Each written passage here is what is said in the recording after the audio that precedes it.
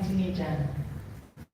And I started admiring her from that age, and I said I was going to have a talk show. I was going to start. So when the vision for this talk show came, I was like, okay, start from where you are. I wanted it big. You know how we have big dreams. I just want to go big. But I remember her starting from her living room, and I said, okay, I will start small. And that is how I started. So she plays a very, very pivotal role in my life. And I'm happy that she's supporting our vision, and I'm just grateful to have you.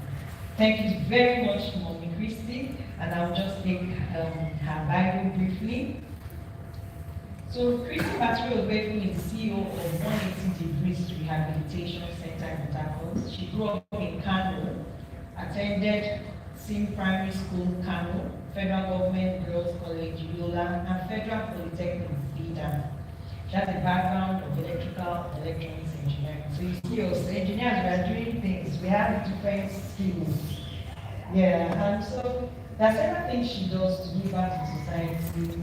She does campus outreach, reaching youth in schools with strong messages of self-esteem and positive choices through music. So I also met her in Newport. She took on to then to minister as well. She has couples outreach aimed at helping and to bring feel strong families. She has a Christie Bature concert. She's a beautiful singer. And I was I think I'll give that part for when she comes up. And then she has a PACT network and outreach the addicted. So she's a member of the American Association of Christian Counselors, a certified life coach, and a member of the American Association of Sexual Addictions Therapists. She's also a mental health coach. And so for PACT Network, she runs the leadership on addictions and recovery. So like I said, she has a drug rehabilitation center in Port Harcourt. In January 2015, she opened probably the first proper drug and other addictions rehab center in the South Road. And she's also a qualified and licensed polygrapher. In terms of, she'll tell us what that is. And a member of the South African Polygraphers Association. She also opened Sarah's House, a safe place for battered women, in November 2021, and has written 13 books, and also has sold out. Our very own Christie Bature.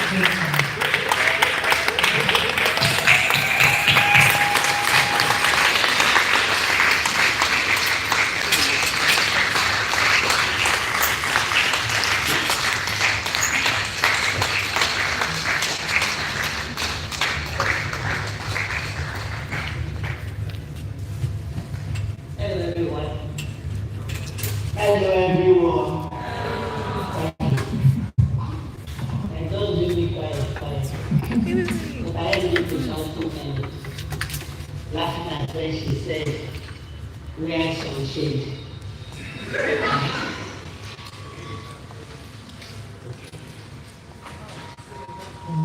You're welcome, Mom. Thank you. Very good to have you with us. All right. So like we know, and this is not your first time, this is not your second time here, and among really needed and engaging. So thank you for coming here once again. And so we just need a little just background about yourself. I know the last time we came, we heard something different about what growing up was like for you. So that for those that have not met you, or those that do not know you, what would you like to tell them about you? Well, I come from the northern part of Nigeria, and most of you are from this axis. You subscribe to. The women are property, the women are baby machines or baby factories, and the women are housekeepers. You are not allowed to have an opinion, let alone voice it out. It's changing, but I'm almost 60 years old now. And when I was growing up, women couldn't have an opinion, couldn't say what they thought. So, growing up, I started thinking that something was wrong with being female. and that it was a minus. So it put a layer of low self-esteem in me. And then I went to school, and I did very well in my school, and suddenly my father came alive. He always used to say something outside because my mother had one boy and then she lined up 5 boys. So we started hearing things like,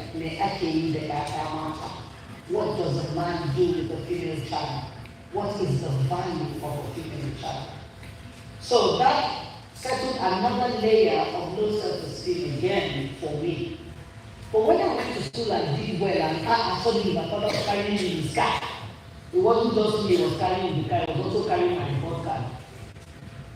And everybody that we met is starting to say, look at this, see my daughter's performance.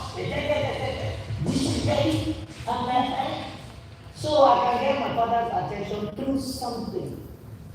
And that pushed me to study hard, because every time I came home with a good result, my father gave me attention for like 3 days. After 3 days, he was back to mama. So I had to decide what to do with my life regardless of what my father thought. I found an aspect where I could have value, and I struggled. I pushed. I did everything I could to hold my own space and own it.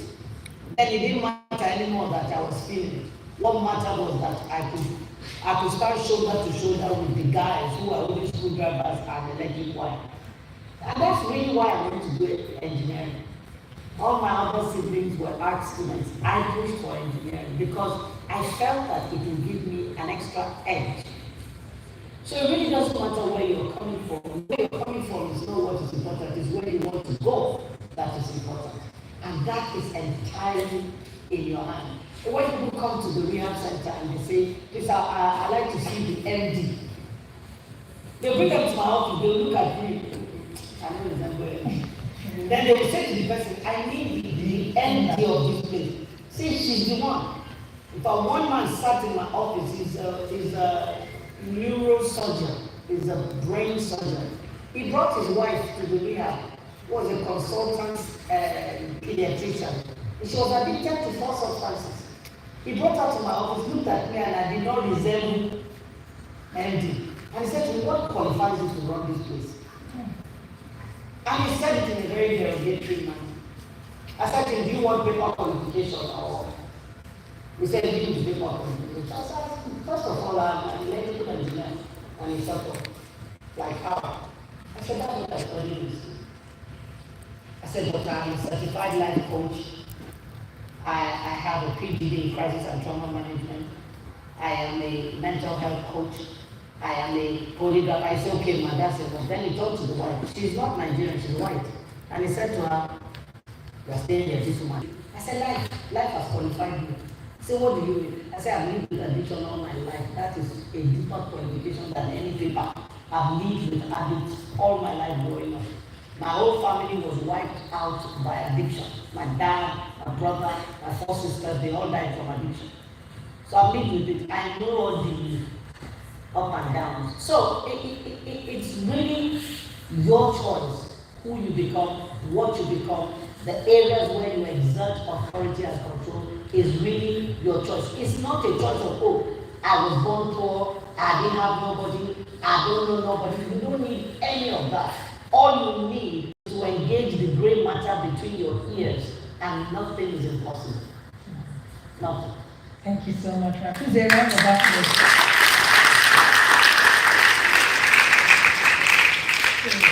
I really hope we have our notepads here, because in just one question, I picked a lot of things, from the life experience to the personal experience dealing with addiction.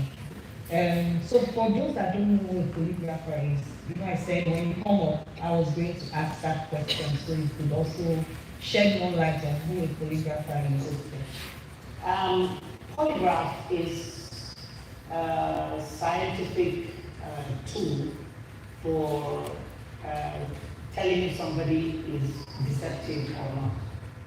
Now, if you watch movies, when they're investigating a crime or something, they'll say, oh, they asked the person if he would take a polygraph test, and the person said no, or the person said yes. Then they will strap the person to a machine, and they'll ask questions. If the person is telling lies, the machine will say deception indicated. If the person is telling the truth, the machine will say no deception. So that's what a polygraph is. And I am a licensed polygrapher because I know the school. They give you the certificate. So if I'm telling lies, I think I should like, no, that's not true. I can't just hear you and know you're telling a lie. But actually, you know what interested me when I went to polygraph school? Is that the lecturers in the school, most of them were white, but they also, most of them didn't believe in God. But they said something to me. They said, apparently, in the makeup of the creation of the existence of man, lying is an alien thing to man. No. So every time you want to tell a lie, something happens, so they put that on your arm. Once they ask you, did you touch that money? And you say no. Your blood pressure will go up, the machine will pick it up. Ah, this person is not that special. One, and then your heart rate will rise sharply. Nobody can see that. But once your heart rate rises, the hypothalamus, your temperature, your core temperature will go up. The hypothalamus will struggle to bring it back down and normalize it quickly so that nobody will notice say the shape. That speed that is happening will cause me to break out in a particular kind of sweat. Now, all sweats are not the same. The sweat is when you eat hot food. It's different in composition to the sweat you sweat when you are running on the street. So this type of sweat that happens when you are about to lie is called endocrinal sweat. And it only shows up in a few areas in your body. Here, you know that place that does like this on baby's head? What is that name of that thing, sir? I don't forget the color. But when you grow up, the bones fuse, and that is no longer visible, so we can't test it there. The second place is the back of your knees. But because you're wearing trousers or a long sleeve, you can't measure.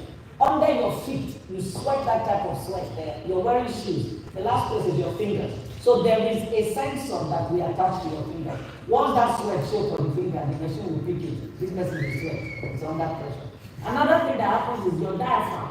It's an involuntary machine, it's an involuntary organ. You can't control it. If I do, involuntarily, your diaphragm will constrict. They put a probe on your stomach because when you want to lie, that constriction will happen. And then, so really, it's not that it can tell that you are lying. It only measures the neurological stress you are under when you are asked a question. If not you teach the money, they ask you to teach you say, but if you are the one and they say, did you? And you say no, immediately all those things will happen in your body and the machine will pick it up. The last one is there's one they call the voice stress analysis. It's a different type of polygraph machine. That one, you don't strap it to too many machines. It's just a headphone like it. They attach the headphone to the machine. Apparently, there is a muscle in your voice box that when you want to lie, a tremor is introduced into your voice box that is not audible to the human ear. That machine picks up the tremor. So I can test somebody now in London through the phone with that machine and tell you whether the person is lying or not. Wow. Now, I heard people say you can beat the machine. Yes, with many years of training in subterfuge and espionage for spies, Okay. you can learn to control those situations. Yes. There's even one more tool. They put it under the chair where you're seated. So they discovered that some people come for the polygraph test and they will put something like a pin inside their shoe. So when you ask them a question, they will press their toe on the pin and it will choke them, and that will make their diaphragm constrict, make the heart to jump. So it will mess up with your reading. You end up with inconclusive reading. So they put one more probe on your seat, you sit on it. As you are pressing your foot on that pin, you move the muscles of the thigh. The machine will pick up the movement and you say movement detected. So whenever you get to that place, when you are calculating your results, you cut off that spike because you know that there's something the person did. You remove it and then you get an accurate reading. So that's what polygraph is. Very good. I the patients wey don come rehab well, go out, go begin take again. When they say, you are using again. No, I didn't take anything, they are lying against me. And you know something, you know, some of the young people have found stuff that they take that will neutralize the drugs in their blood system, such that if you do a drug test, you are coming up as a negative. And you think they are not on drug. So the remedy I got was the polygraph. What they don't bring come out is that before they enter the office, I don't already line all the broke license. The moment they see this in my mind, I was very So the polygraph helps us in helping people stay on the narrow path. Is an accountability tool. Yeah. So we've learned about the polygraph. I'm so happy I asked you this question because I never would have known this amount of detail in it. You know, we see it in movies and we see them holding there and stand right. So we have that too in Nigeria. So please, let's learn. When I know you come at All right. So thank you. I'll just go straight to the topic for time. So what does lights mean to you? So we have this thing lights, and when we heard the thing lights. Let's just think through that. How many of you are afraid once you put up the light in the room? Talk to. It's bedtime, then you have to start beating. Because when they off light, in fact, you see in the dark. Because you see all those things that are jumping with big eyes, big eyes. Hello? And now, you are young, but we too were young ones. I always hated it when they put up the lights in the room. Because I used to see strange things in the dark. I didn't know what they were. But now, well, when I became older, became a Christian, I realized that those were demonic spirits hanging around. I don't know why they were there in our house. I don't know who gave them the license to be there. But the one thing I don't think they could do was that my grandfather was a native doctor. And most of these people who do these kinds of things make contact with spirit beings. And if nobody closes that door or the portal, then the whole lineage is exposed to those things. So I think that's why they were in our house. But why nobody else was seeing them, I don't know. One thing I will tell you though is this. The level of challenges you have to deal with in life are usually indicative of how far you are going to go. You say that again. The level of challenges you deal with are usually indicative of how far you will go in life. There was a question I asked God. Why didn't you hear about the 9 men between Judah and David? Judah was the one God chose to be king in the Bible. David is his 10th generation. I said, why don't we hear about those 9 men? God said they were not forced to be great. And the devil does not waste ammunition on losers. Yeah. If you are a loser, the devil has no use for you. You need to look for that loser already did my camp. So what he does is go after the ones that have something. Go after the ones that have a purpose. Go after the ones that are world changers. Go after the ones that are supposed to make a difference. And then he comes after you with all kinds of challenges. Plus bad friends, plus cultists pursuing you and trying to force you to get into the cult. Plus the ones that are showing up the money they make from Yahoo and prostitution and making you feel like, oh wow, they are living the life. And I'm just here in a blank place. All of those things will come at you. Some of us have physical illnesses that are so painful they interfere with our trajectory. All kinds of things. But just know that if you are dealing with a lot, it's because you have a lot to give to the world. So, I got to know Christ and I stopped seeing those things.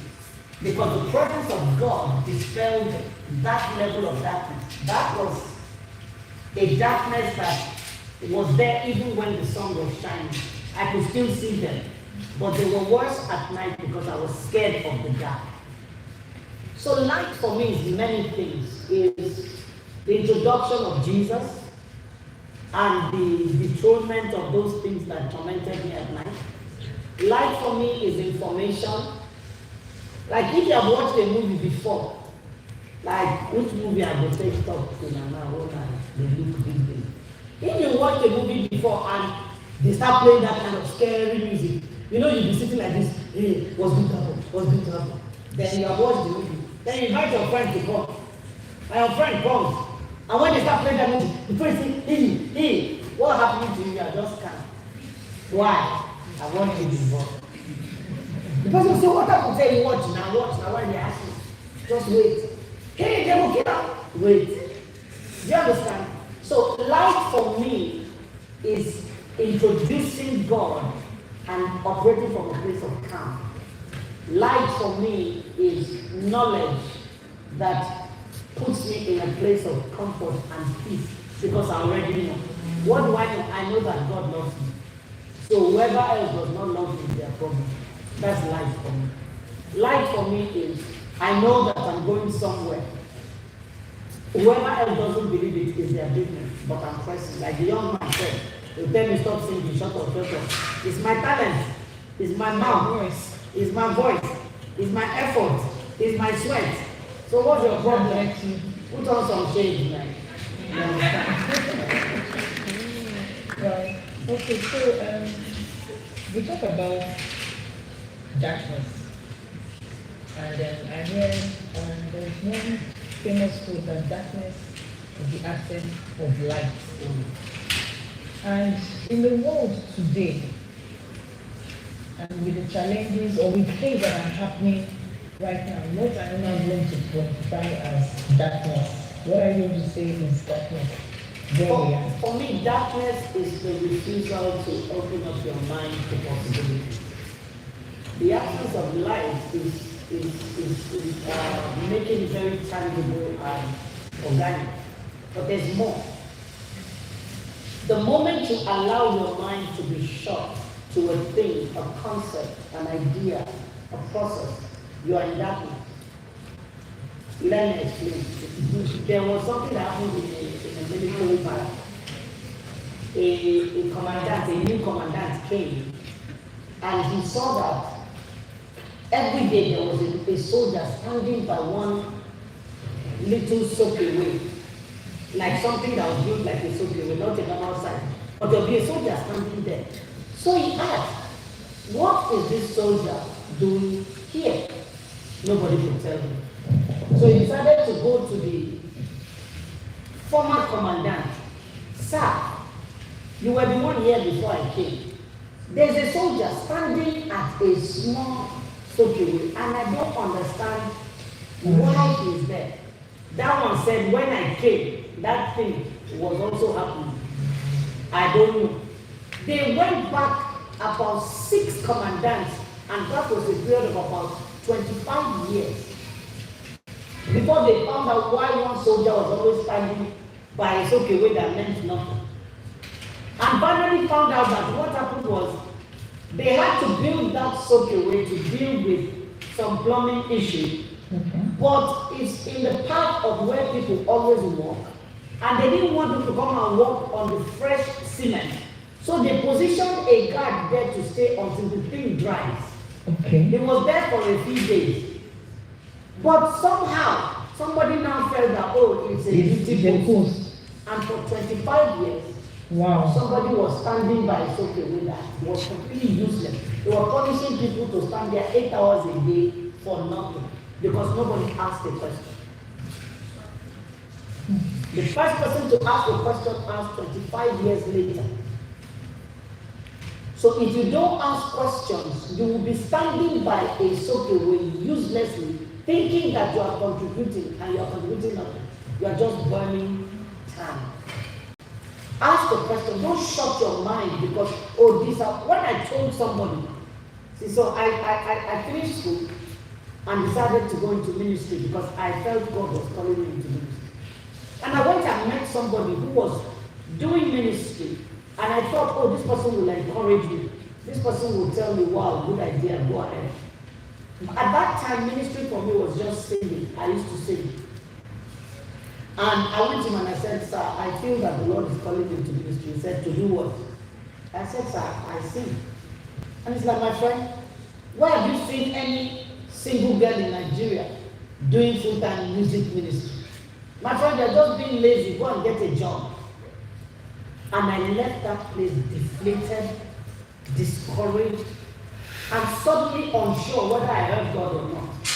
So as I left the place, I started thinking, this man said, where have you seen any single girl doing music as a ministry in Nigeria? And I asked a question. No, I didn't ask a question, it was a thought that came. And he said, the fact that it has not been done doesn't mean it cannot be done. Yeah. So I said, there is none, but I'll be the first. And I became the first. Wow. And once I stepped out, other young ladies became courageous enough to step out and do what their hearts wanted to do. So people like that lady that was speaking, she said they will tell you, you are shining too bright. You're only one. Now let you be here. Why do they overdo?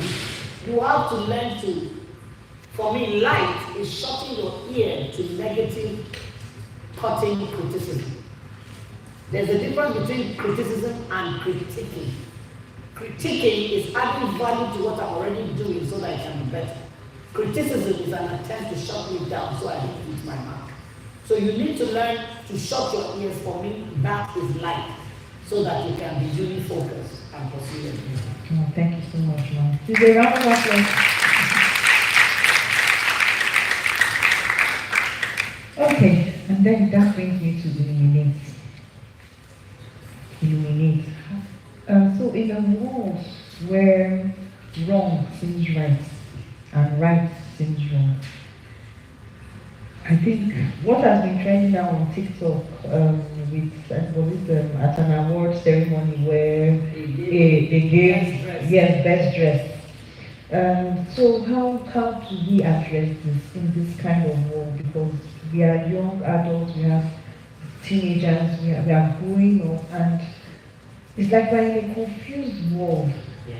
So how can we stand in this kind of world where wrong seems right and right seems wrong, and people are applauding it? You know, there's a song, if you permit me to sing. The song probably more than 40 years old, but it's still powerful. So I'll start from there to and say, every day they pass me by, I can see it in their eyes.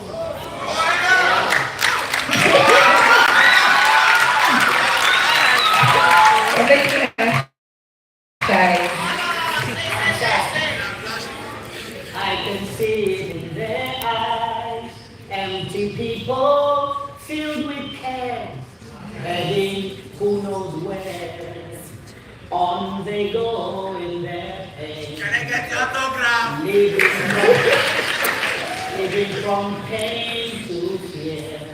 Love can dry their weeping eyes, but only Jesus sees. People need the Lord. People need the Lord.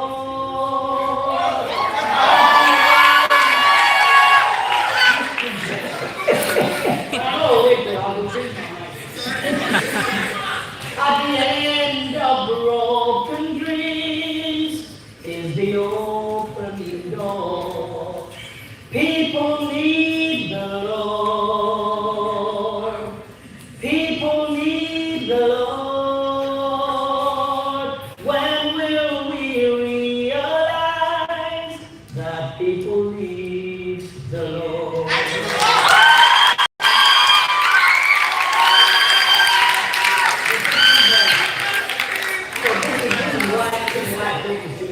It says, we are called to shine His light in a world where wrong seems right. What could be too great a price to show someone the way? We are called to shine His light in our daily walk with Him, and we can do this every day. As we shine our light, people need the Lord.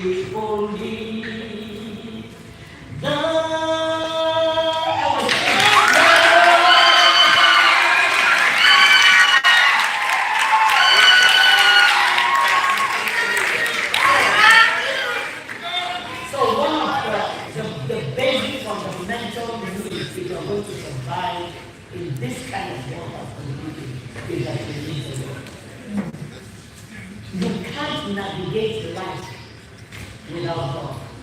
Because He's the author of life, He's the originator, He's the giver of life. Now, what's happening in today's world is that the system is now being designed to exclude God. Yeah. The moment you bring God into the conversation, you are considered the outcast. You are considered the guru. You are considered the one who is outdated. You are considered the one who may take God out of this conversation. I don't think God called you. But the truth is, if you remove God, you will sink into chaos. So you need God. Don't let anybody deceive you that God is obsolete, God is unnecessary, God is not needed. Don't let anybody deceive you. God is a critical part of you maintaining your sanity in an insane world. You are 13, you are 14, you are 19, you are 12, and it looks as if the whole world is before you and you can conquer it. Everything is at your beck and call. It's available. It's reachable. Please don't forget that the foundation must be God. If you are going to make it.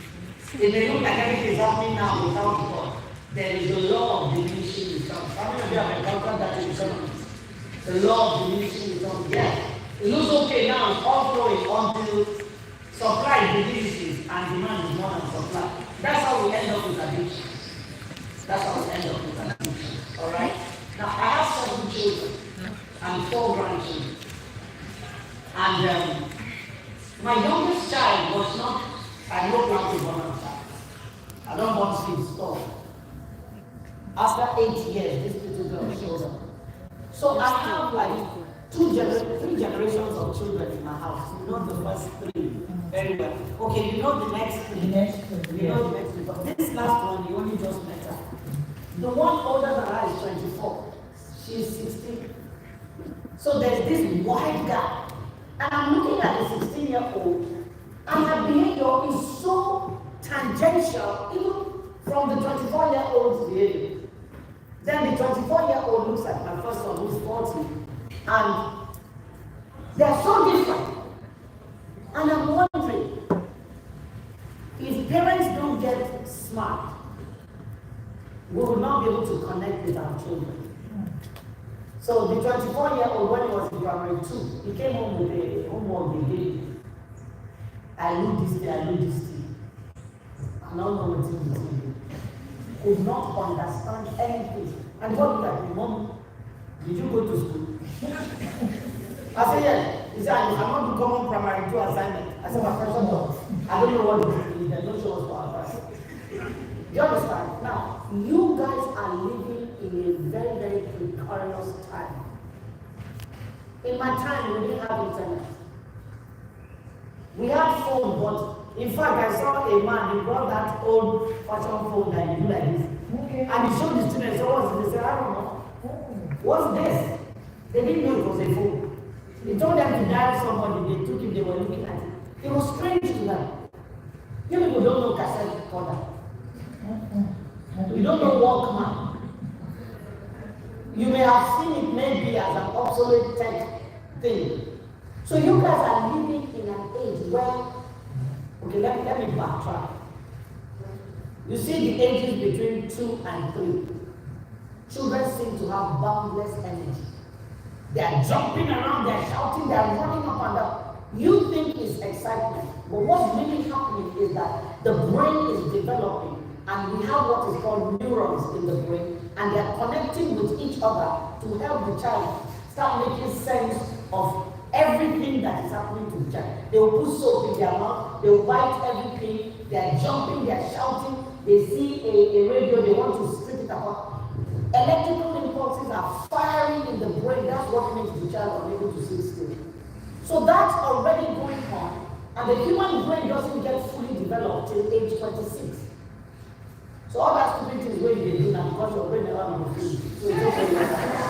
Right, so the brain is building those neurons and making those connections, and things are happening. So that's already going on, and now you have social media and internet firing your brain again in other directions.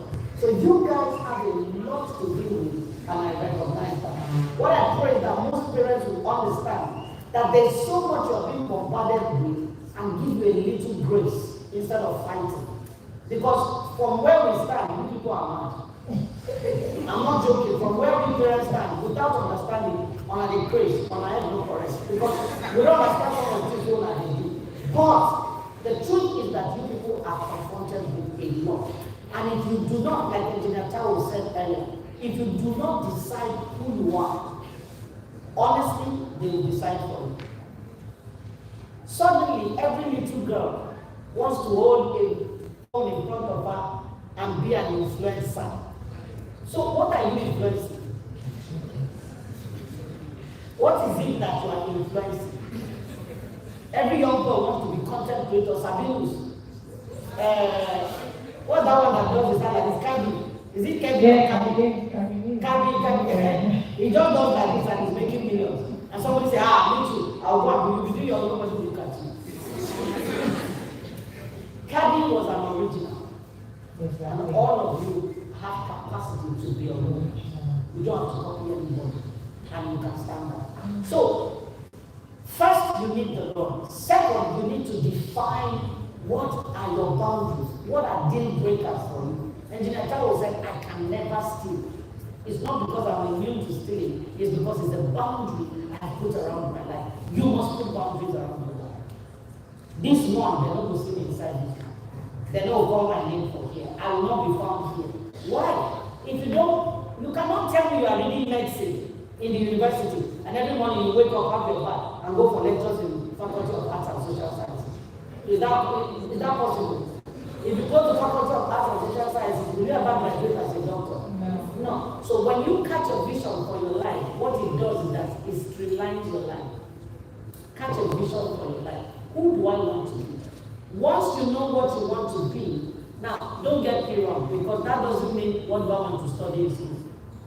Some people don't know till they enter university, and there's nothing wrong with that. Don't allow anybody to push into a box and say, if you are in primary, if you are in SS1, and you don't know what you are going to study, the train has left you in the station. It's a lie.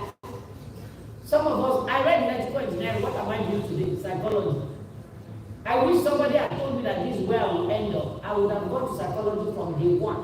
I wouldn't have spent 6-7 years pursuing an engineering career. I worked in NMPC Kaduna for some years in the electronics electrical department. I didn't like it.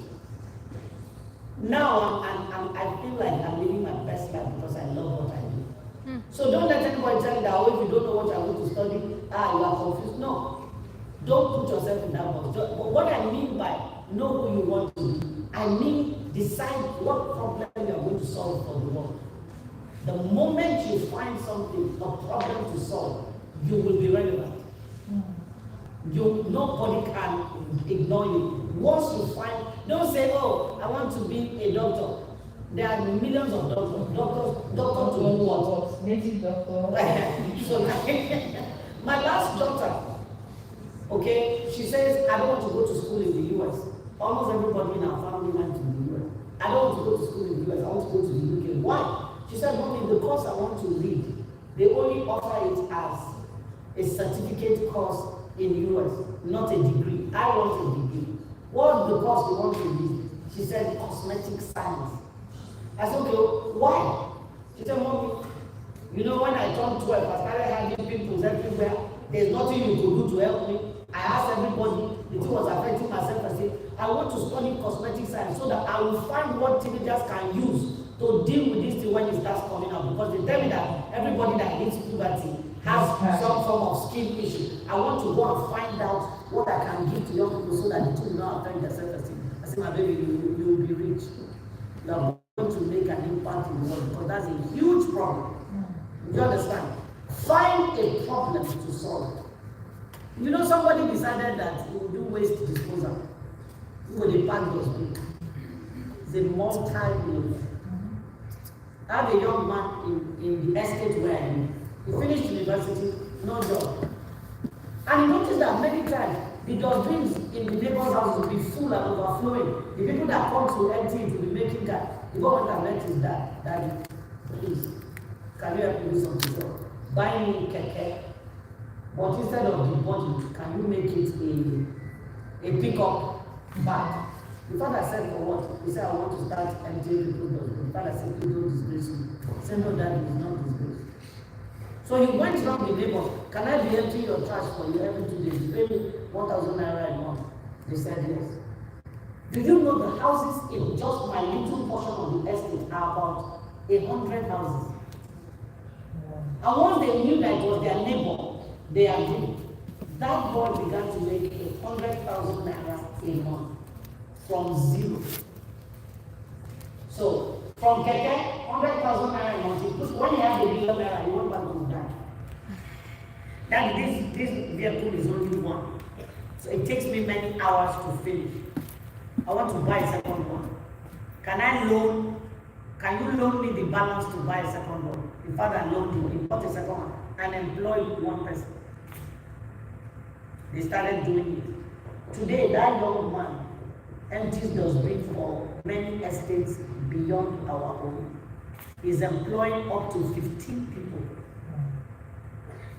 And now he said he wants to do better by opening a garbage disposal plant that can turn the garbage into something. I don't know what the something is. So he's talking to engineers because he's not an engineer. He's talking to engineers. What can I do? He's solving a problem and making money in the process. That's what always money follows solutions. Solutions don't follow money. Let's take that one again. Money follows solutions. Solutions don't follow money. So if you decide, what is the way they wear wig? Small time now, we go jump in front of the hair. Can I go and invent a solution that no matter how much they wear wig, their hair will not break?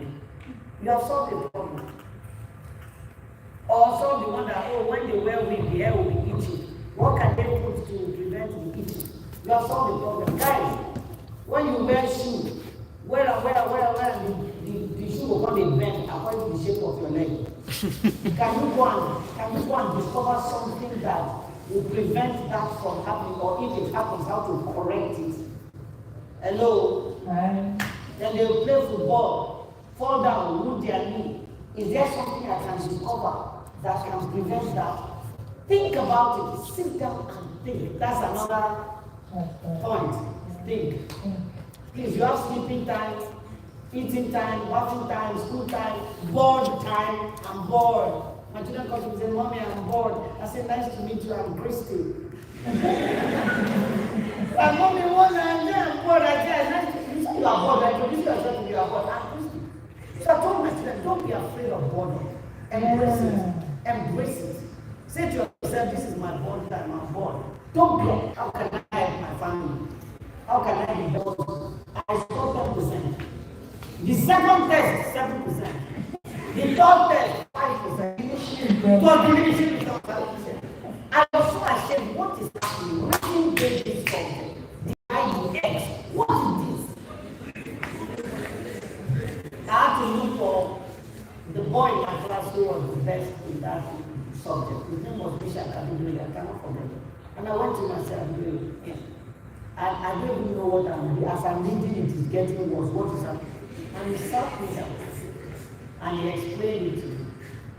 After that, the next test I did, my lecturer came to check whether I actually wrote it because I scored 78%. I can't forget those scores.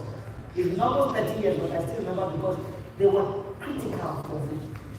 I mean, he taught me and I was able to don't be afraid to ask for help. Don't be afraid. Go and let anyone tell you that, who? You don't know? Nobody knows everything. Everybody knows some things. Nobody knows everything. Ask for help. Say to somebody, can you help me? It's not a shameful thing to ask for help. It's weak people that are too proud to ask for help. Strong people look for support.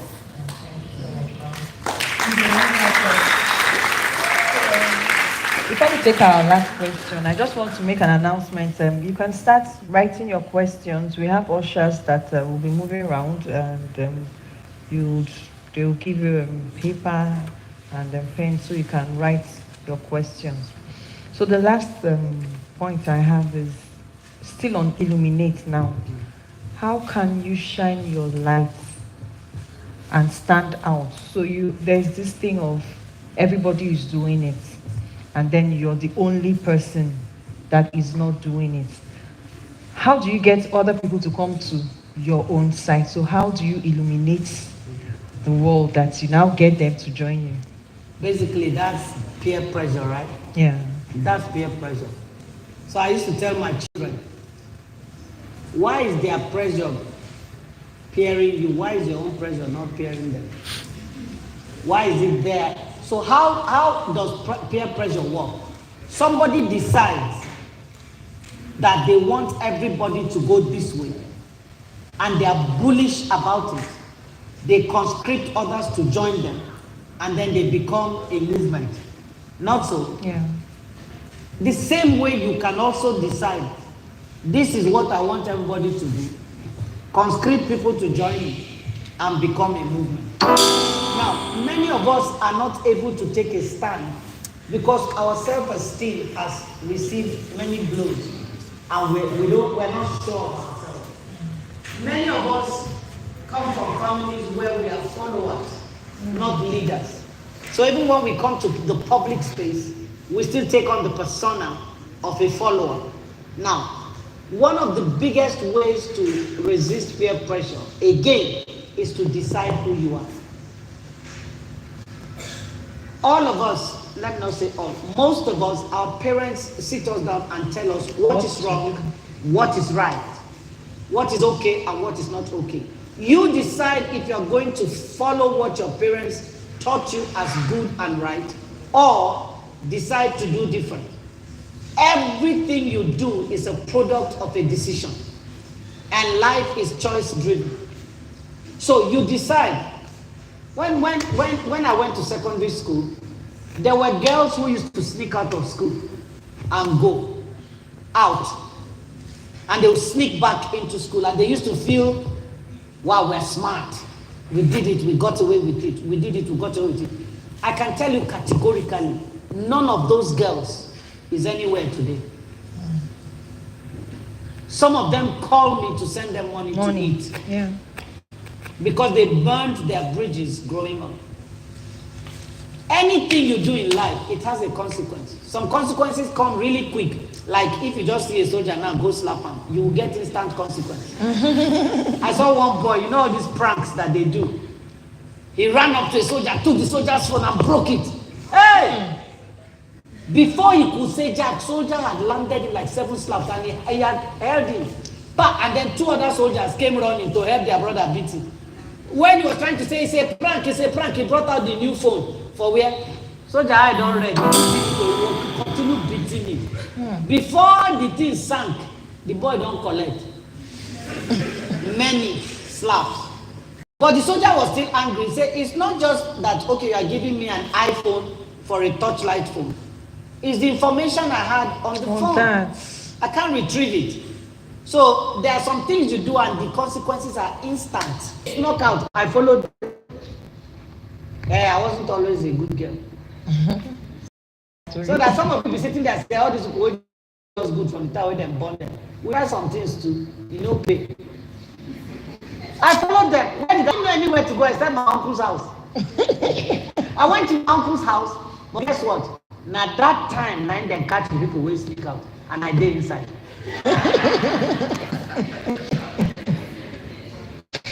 It's the first time they caught girls sneaking out, and I was inside. See, when they were calling the names of the girls who snuck out, they put my name last. Because hardly anybody could believe it. Why? I was always a well-behaved girl. When they called my name, the whole school went, hey. And they brought all of us out and they slugged us in assembly. Can I tell you what it cost me? I was supposed to be head girl. I didn't make head girl. They gave it to somebody else because I had broken a cardinal rule. Life has consequences. My dad was so disappointed. They suspended me. I was suspended from school. The first sin where I commit. And that's how it happens. You wait, done the good. They good, they go. The day where you say you want to put hand. Now that day they will catch everybody.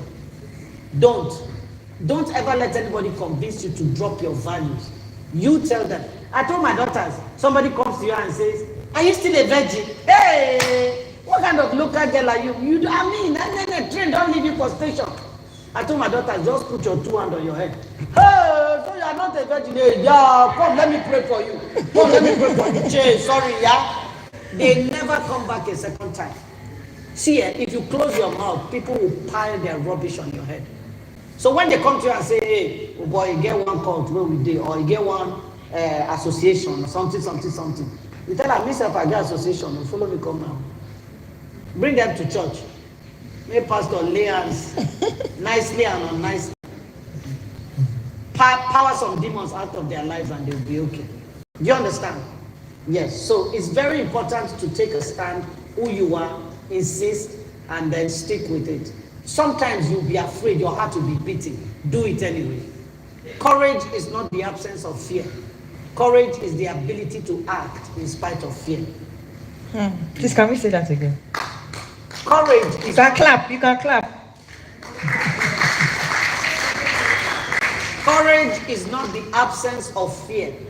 Courage is the capacity to act in spite of fear. So your heart going to do, but you go stand saying, no, I will not do this thing. They say, God will punch you. I will not go do it.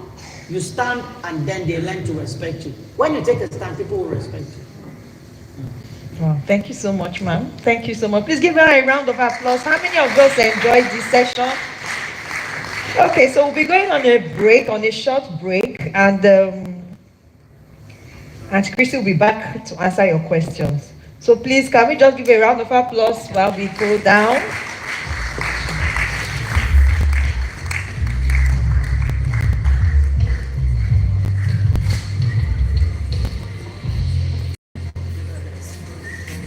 Lydia.